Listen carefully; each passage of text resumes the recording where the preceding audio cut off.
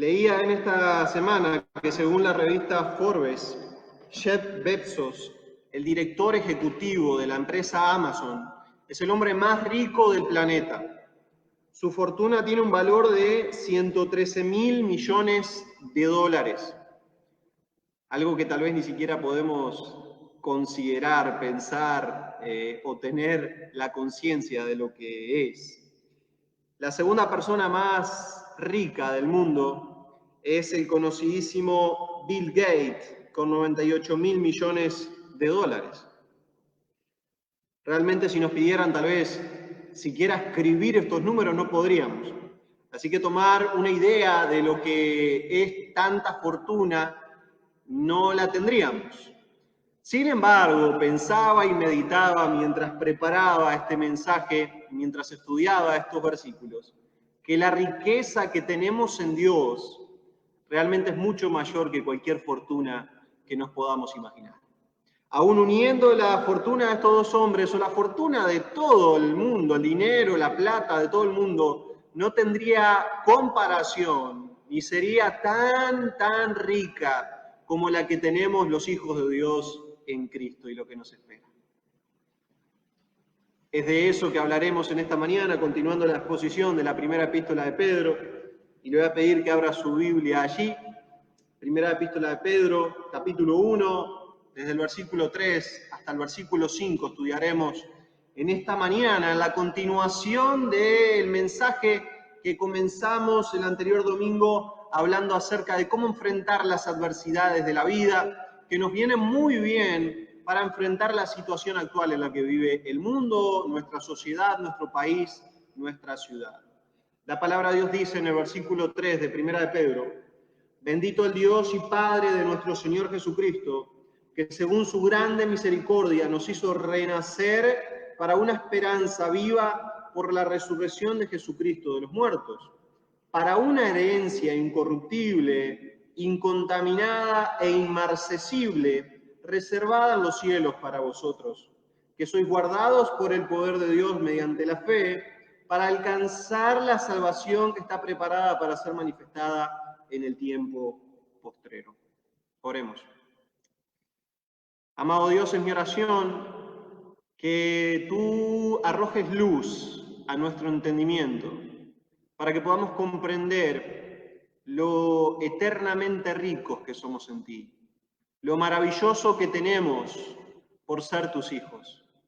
Que pensar, Dios, en esas grandes bendiciones, pensar en esas riquezas que tenemos seguras en ti, nos ayude, Dios, con esperanza a atravesar esta situación, a atravesar estas circunstancias que nos toca vivir, que han sido permitidas por ti y que tú utilizas para moldearnos, transformarnos y hacernos más como tu Hijo.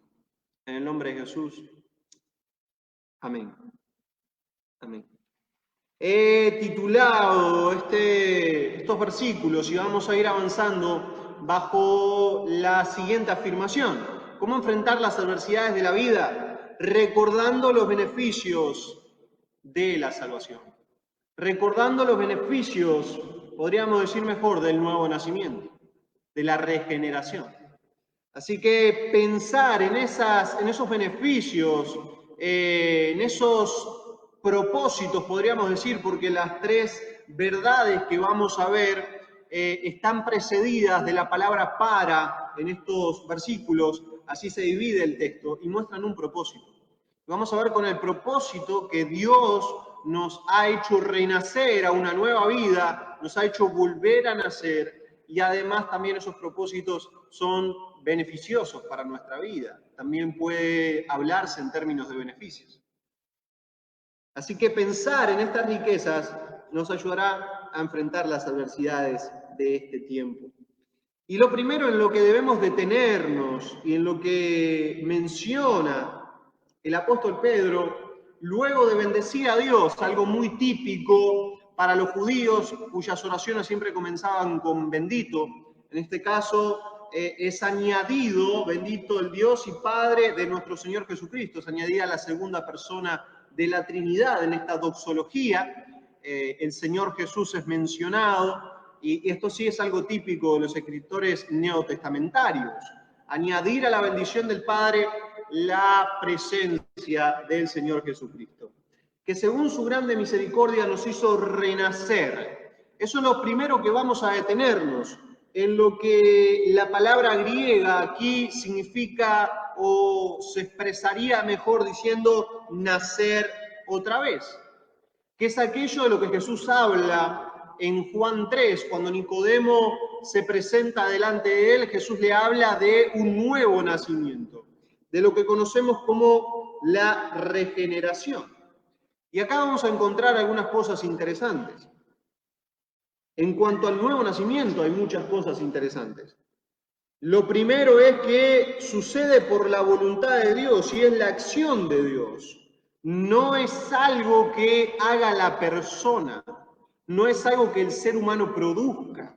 De la misma manera que nosotros no hemos producido nuestro nacimiento natural, que no ha sido por nuestra propia voluntad que hemos nacido, de igual forma, en nuestra vida espiritual no podemos nacer por nosotros mismos.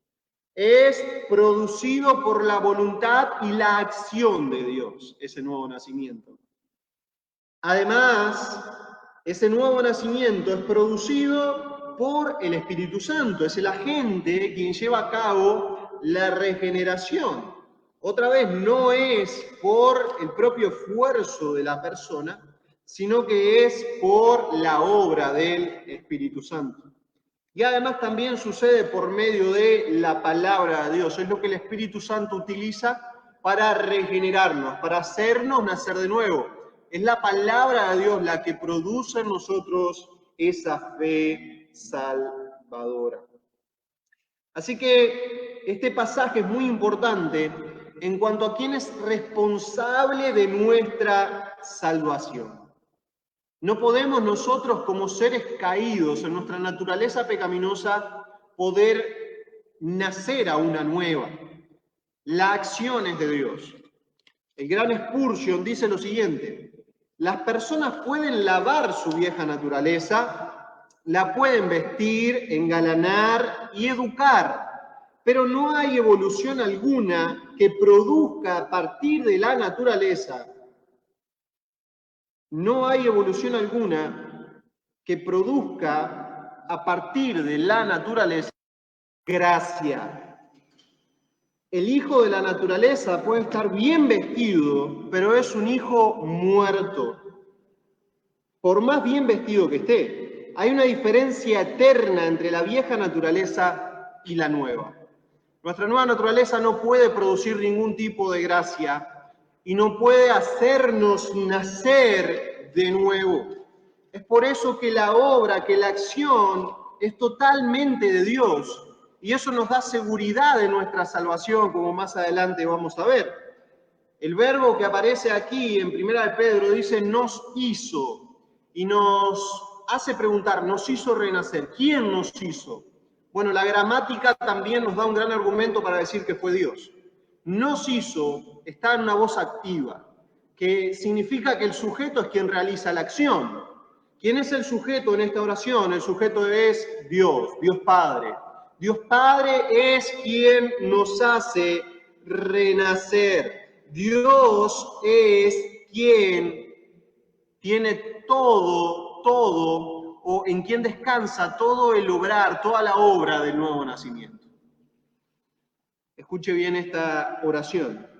Del pacto de la redención establecido entre las personas de la Trinidad y encaminado a la salvación de los hombres perdidos, fluye el pacto de la gracia, que muestra la obra de Dios hacia el pecador mediante la obra de Cristo. Aunque como en todo pacto hay dos partes, sin embargo, en este, toda la iniciativa surge de Dios. Dios establece el decreto, Dios provee el medio de rescate, la cruz. Dios suministra el espíritu vivificante, la fe justificante, el arrepentimiento transformador y la perseverancia de los creyentes. Toda la base y la fundación del pacto está en Dios. De Él recibe, pues de Él recibe el pacto su firmeza y seguridad, mientras que el hombre, incapaz de aportar por sí mismo ninguna contribución, se limita a extender la mano de la fe y recibir el don de Dios. Todo es obra de Dios. El motivo de nuestro nuevo nacimiento no es nuestro mérito, no es nuestro comportamiento, no es nuestra virtud. Es obra de Dios.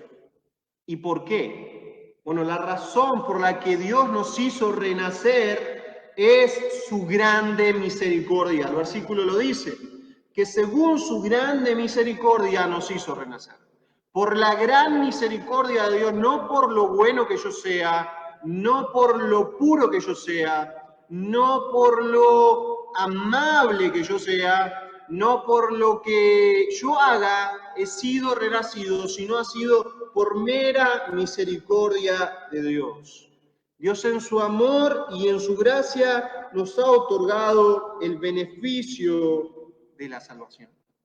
El beneficio de ser regenerados, el beneficio de haber nacido de nuevo con una nueva naturaleza, para poder en esa nueva naturaleza tener otros intereses, otros pensamientos con los cuales poder agradar a Dios, porque es una naturaleza divina, porque es una naturaleza que viene de Cristo y es por medio de la cual podemos agradar a Dios.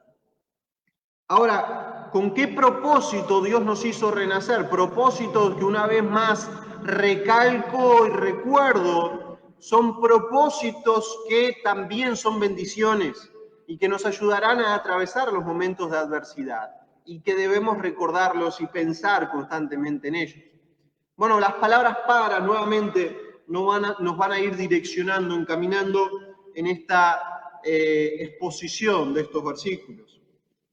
Lo primero que dice es, nos hizo renacer en el versículo 3, para una esperanza viva, por la resurrección de Jesucristo de los muertos.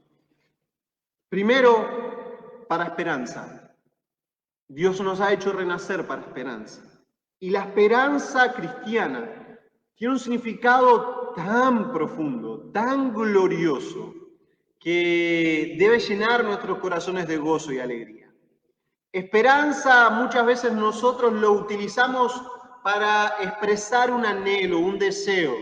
Tengo la esperanza de que esto cambie. Podríamos decir hoy en día, tengo la esperanza de que esta situación del coronavirus pueda pasar pronto. Pero es simplemente un anhelo, un deseo. La esperanza cristiana no es así. La esperanza cristiana es segura. No es simplemente esperar que las cosas mejoren. Es una esperanza firme y confiada. Alguien la definió así. Es algo personal, vivo, activo y que es parte de nosotros. Una esperanza viva. No es solo algo futuro, no es algo que está por venir, es algo de lo que ya podemos gozar, porque ya lo tenemos. No hay duda de eso. Es algo que nos trae vida a los escogidos de Dios, es decir, que nos renueva, que nos revitaliza, que nos reanima al considerarla y al tenerla presente. Y es algo que solo pertenece al cristiano. La gente de este mundo, la gente que anda sin Dios, no puede andar con esperanza. Es imposible para el no cristiano.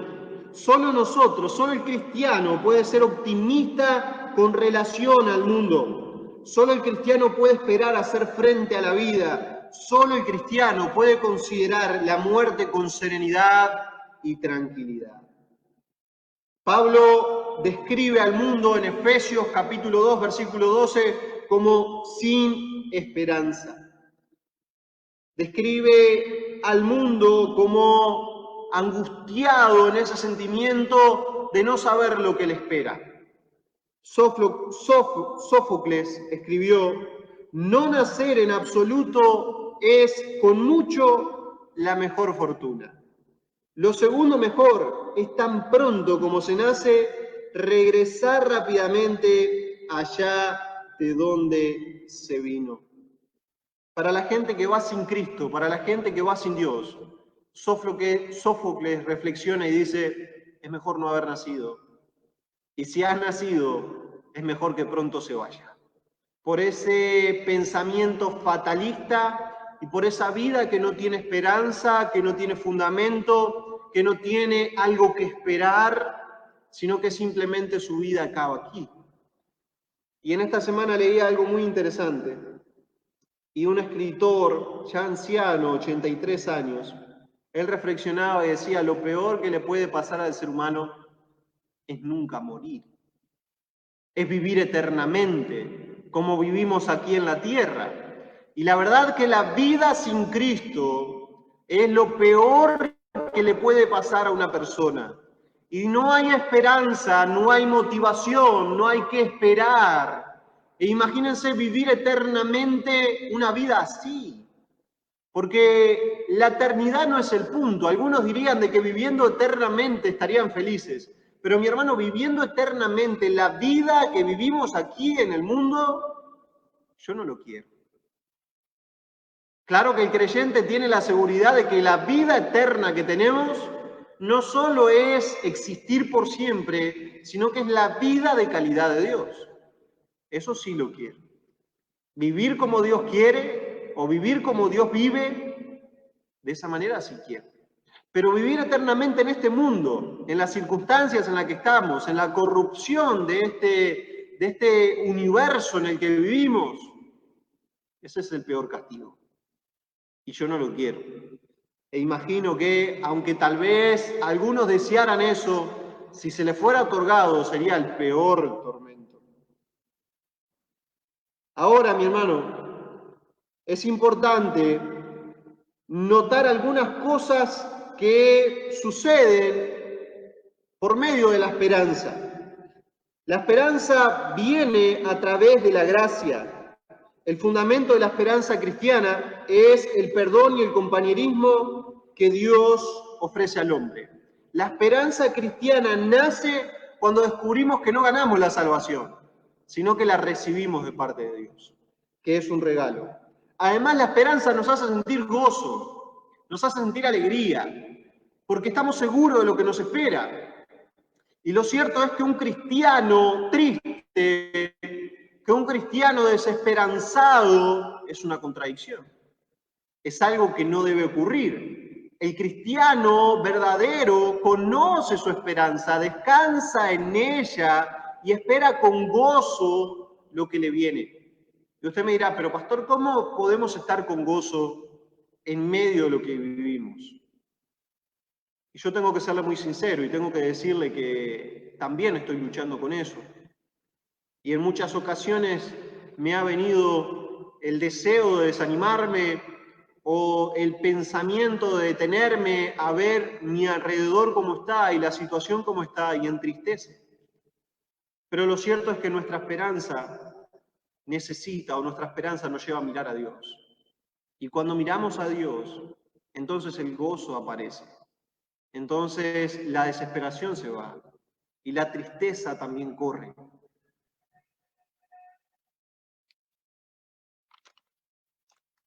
El fundamento de nuestra esperanza es Cristo. No esperamos por obra y gracia algún poder innato, sino que tenemos la experiencia de la ayuda de Cristo que nos puede dar. Es decir, que es por Cristo que podemos tener esperanza. Además, está fundada en el Dios de esperanza. El carácter de Dios es el fundamento principal para nuestra esperanza, porque Dios no miente, porque Dios no cambia, porque Dios nos ama y porque lo que Dios ha hecho ya ha sido completo. Así que el carácter de Dios es el fundamento para nuestra esperanza. Y también el mismo versículo de Primera de Pedro nos dice que nuestra esperanza es por la resurrección de Jesucristo de los muertos. La resurrección de Cristo tiene un significado tan profundo, tan real para el cristiano, que nos da la certeza de saber que Cristo venció a la muerte y que ya no hay enemigo al que le debamos temer, sino simplemente ir hacia lo que nos espera. Y escuche bien esto, mi hermano. La esperanza mira hacia Dios, vuelve la cara a Dios. El cristiano es un hombre de esperanza porque tiene sus ojos puestos en Dios. Agustín, San Agustín, un padre de la iglesia, dijo a un hombre desgraciado que solo pensaba en sus pecados: deja de mirarte a ti mismo y mira a Dios.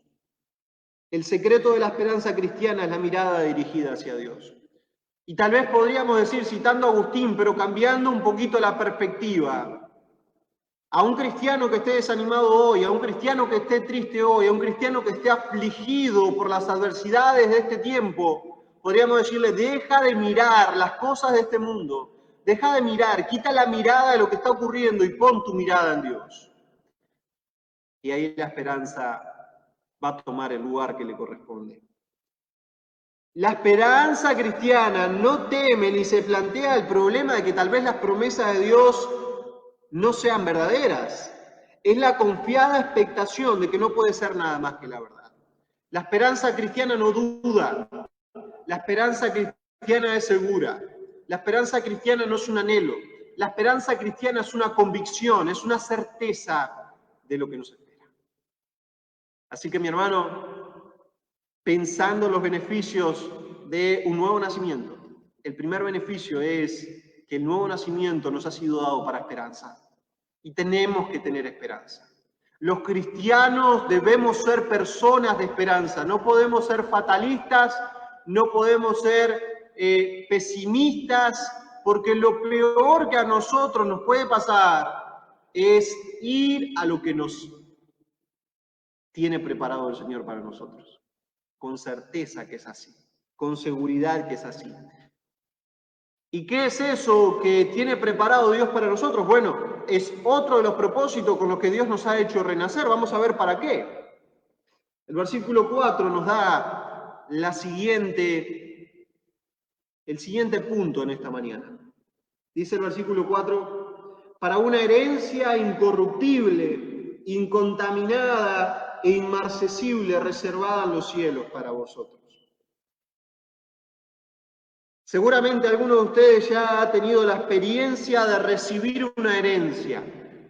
Es cierto que muchas veces la herencia viene acompañada del dolor de una pérdida, porque por lo general recibimos de alguien que ha muerto, de alguien que ya no está, pero también es cierto que las herencias son motivo de gozo y motivo de alegría, y a quien no le gusta recibir, por mínimo que sea, la herencia de alguien. Realmente es algo que nos bendice, nos anima, nos motiva y, bueno, muchas veces es motivo de gozo y de alegría. No importa lo poco que recibamos, el escuchar un término de que estamos heredando, o escuchar la expresión de que estamos heredando algo, realmente nos alienta. Pues, mi hermano, otra vez tengo que repetir que la herencia que Dios tiene para nosotros, para herencia Él también nos hizo renacer, es mucho más rica, mucho más profunda que cualquier herencia humana que podamos recibir. El apóstol Pablo coincide con Pedro y dice en Romanos 8:17 de la siguiente manera: y si hijos, también herederos de Dios y coherederos con Cristo, si es que padecemos juntamente con Él, para que juntamente con Él seamos glorificados. Mi hermano, la herencia que tenemos es la de Dios. Somos coherederos con Cristo, herederos de Dios. ¿Se imaginan las riquezas que vamos a heredar? ¿Se imaginan cómo es nuestra herencia? Y la palabra herencia para los judíos era algo muy conocido, porque para ellos la heredad, la herencia, era la tierra prometida de Dios al pueblo hebreo. era Canaán. Pero para nosotros, herencia tiende a querer decir algo que será nuestro en el futuro, pero la Biblia habla de nuestra posesión segura, de la que podemos disfrutar ya hoy. Para el judío era la posesión definitiva de la tierra prometida, que todavía iban a tener o deberían tener. Y para Israel la herencia nunca estuvo segura, nunca estuvo a salvo. Siempre hubo vecinos que estuvieron saqueando Israel, que estuvieron haciendo guerra contra el pueblo hebreo, que estuvieron quitándole tierras o impidiendo que conquistaran ciertas tierras. Y estuvieron siempre con el temor de perder aquella heredad, aquella herencia que habían tenido. Nunca estuvo segura y a salvo. Mi hermano, sin duda para los creyentes, la herencia está segura, está guardada en los cielos, eso es lo que dice el apóstol Pedro, reservada en los cielos, en el banco más seguro que ningún otro, que nunca nadie en la historia pudo o podrá tener, el banco de Dios, en Dios. No sé si a usted alguna vez le ha pasado perder algo de dinero por haberlo colocado en el banco o haberlo guardado en algún lugar. Bueno, la herencia que tenemos es imposible que se pierda porque está guardada en los cielos y su guardián, su protector es Dios. Ahora, ¿cuál es nuestra herencia? Y es interesante que el apóstol Pedro no puede explicar esta herencia en términos positivos. Él tiene que mencionar 3 palabras que esta herencia no es, para poder explicar un poco a qué se refiere. Dice Pedro, 3 características de esta herencia. En nuestra Reina Valera dice una herencia, primero, incorruptible, aunque la palabra es imperecedera, y quería decir o significaba indestructible por ejércitos invasores. Otra vez, muchas veces el pueblo hebreo estuvo expuesto a ejércitos invasores que quitaran su tierra, que dañaran su tierra o que saquearan su tierra. Pero el cristiano posee una paz y un gozo que ningún ejército invasor puede asolar ni destruir, que ningún enemigo puede quitarnos. Poseemos una paz y un gozo que nadie puede robarnos. Esa herencia para nosotros es imperecedera, indestructible. La segunda palabra que nuestra Reina Valera traduce como incontaminada, en el original es mejor, incorruptible. Y la palabra original deriva de contaminar, impureza impía. Y realmente muchas veces el pueblo hebreo vio como su nación, como su adoración a Dios fue corrompida por el culto a dioses falsos.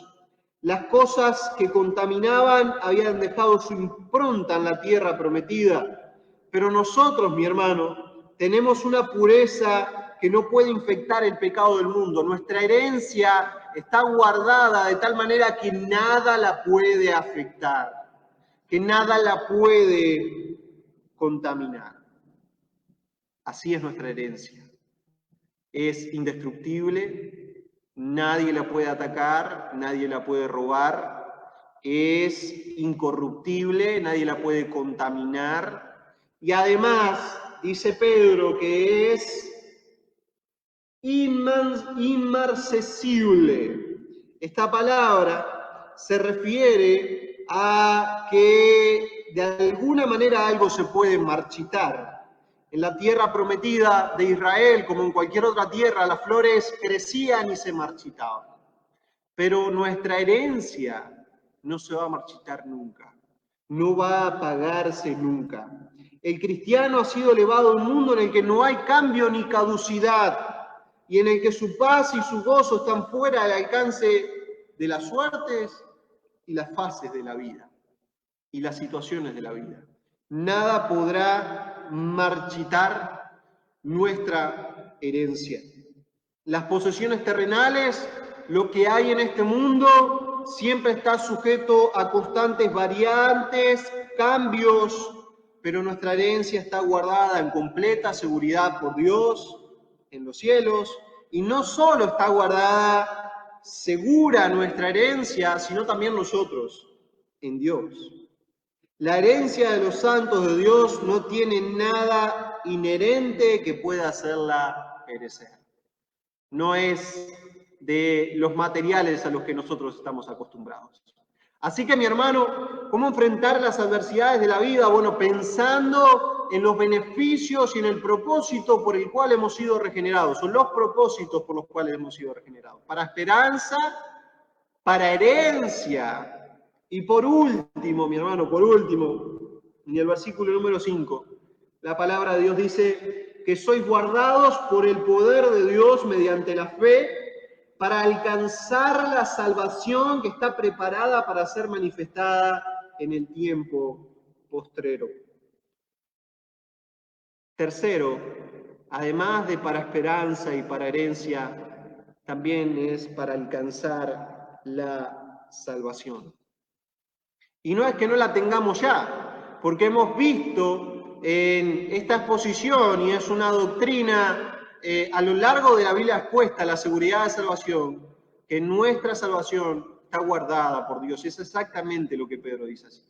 Sin embargo, está diciendo para que nuestra salvación sea consumada, para cuando nuestra salvación sea consumada, para cuando no estemos cara a cara con Dios, para cuando realmente contemplemos en totalidad la grandeza de Dios para nosotros. Sproul, un teólogo, expositor muy conocido en los últimos tiempos, él dijo que cuando le tocara partir a la presencia de Dios, él seguramente las primeras horas que pasaría allí estaría con la boca abierta, atónito, contemplando todo lo que finalmente le sería revelado. Todas las hermosuras, todo lo bello, todo lo precioso que Dios tiene planeado para nosotros y lo que Dios y Cristo son, de lo cual no tenemos aún la más mínima idea, sino tan solo una pequeña muestra en esta tierra, en su palabra y en nuestra comunión con Dios de lo que nos espera. Dice esta palabrita que aparece aquí, que sois guardados en nuestro peregrinar en este mundo, mientras nuestra vida dure en esta tierra, somos guardados. Y la palabra que Pedro utiliza para referirse a eso es una palabra militar. Quiere decir que nuestra vida está resguardada por Dios. Dios es el centinela que guarda todos nuestros días. Eso hace que tengamos fe, confianza, que no dudemos nunca. No es que Dios nos libre de los problemas y los dolores de la vida como los que estamos pasando, sino que nos capacita para que los conquistemos, para que los pasemos, para que los atravesemos y sigamos adelante. Ese término griego, guardados, puede traducirse como proteger a alguien del peligro y además impedir que alguien se escape. Y los dos significados son consistentes con lo que realmente Dios hace. Nos guarda del peligro, nos ayuda a atravesarlo, pero también impide que escapemos de su salvación. Es imposible perder nuestra salvación.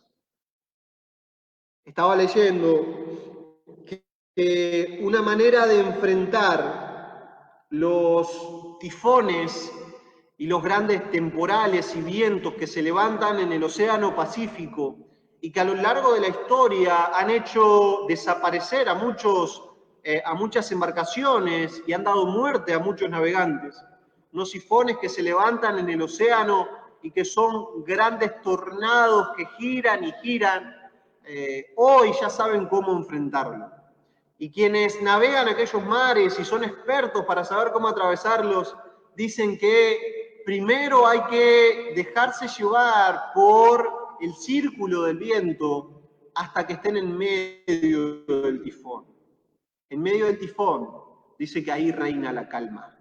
Puede haber mucho viento alrededor, puede haber una gran tormenta alrededor, pero en medio reina la calma. Y mi hermano, eso nos da una gran enseñanza para los tiempos que estamos viviendo. Puede haber una gran tormenta, un gran tifón alrededor nuestro, en el que tal vez nosotros también tengamos que atravesar, pero Dios nos guarda en ese momento que estamos atravesando, hasta que llegamos al centro de la voluntad de Dios, al centro de donde Dios nos quiere. Y ahí, en medio del tormento, en medio de la tormenta, en medio de los vientos, en Dios reina la calma. Y esa es la idea de este versículo. Dios nos guarda en medio de este mundo y Dios impide que nos escapemos de su salvación. Para terminar, mi hermano, voy a comentar lo que un hombre hablaba acerca de un anciano que lo invitó a cenar y que era miembro de una iglesia por mucho tiempo y estaba a punto de morir. Él sabía que no le quedaba mucho tiempo sobre la tierra y le compartió a este pastor, le dijo, luego de cenar, le dijo, salgo para Europa mañana y como uno nunca sabe lo que pueda acontecer, especialmente a mi edad, he escrito mi testamento. Y dice que se lo leyó. El pastor dice de la siguiente manera, me admiró la manera concisa y clara con que había dado expresión a sus deseos. Como era un hombre religioso, el testamento terminaba diciendo, deseo testificar que si algo me ocurre que termine con mi vida, espero ser aceptado por Dios por amor de Cristo. Espero ser aceptado por Dios por amor de Cristo. El pastor le dijo de la siguiente manera, habiendo usted expresado con tanta claridad en todo el documento, me extraña que lo termine con las palabras, espero ser aceptado en Cristo. La Sagrada Escritura nos dice claramente que Él nos ha aceptado en Cristo ya, desde el momento en que pusimos nuestra confianza en Él. El apóstol San Juan usa varias veces en sus epístolas la palabra sabemos, y también el apóstol San Pablo dice, sabemos que si la casa terrestre de nuestra habitación se deshiciere, tenemos de Dios un edificio no hecho de manos eterno en los cielos. Por otra parte, el apóstol Pedro nos dice en el pasaje que acabamos de leer, que tenemos una herencia guardada en los cielos y añade, para nosotros que somos guardados por el poder de Dios mediante la fe. El que guarda la herencia guarda también a los herederos durante su carrera humana. Por eso usted no tiene que escribir espero que será aceptado, sino que lo ha sido ya. Y está seguro de que Dios cumplirá sus promesas. Aquel anciano le dijo, realmente es así. Usted me ha mostrado con la palabra de Dios y ahora veo mi error. Y dicho esto, tomó la pluma y borró del testamento la palabra espero, insertando en su lugar las palabras yo sé que seré aceptado por Dios por amor de Cristo. Esa es la seguridad que tenemos los creyentes. Así que mi hermano, para atravesar estos momentos de adversidad en nuestra vida, recordemos los propósitos y por ende las bendiciones con las cuales Dios nos hizo nacer de nuevo. Para esa esperanza segura, firme, confiada, para herencia, ese hermoso tesoro que tenemos esperándonos en los cielos, y también para alcanzar la salvación, para que nuestra salvación sea finalmente consumada, sea completa cuando estemos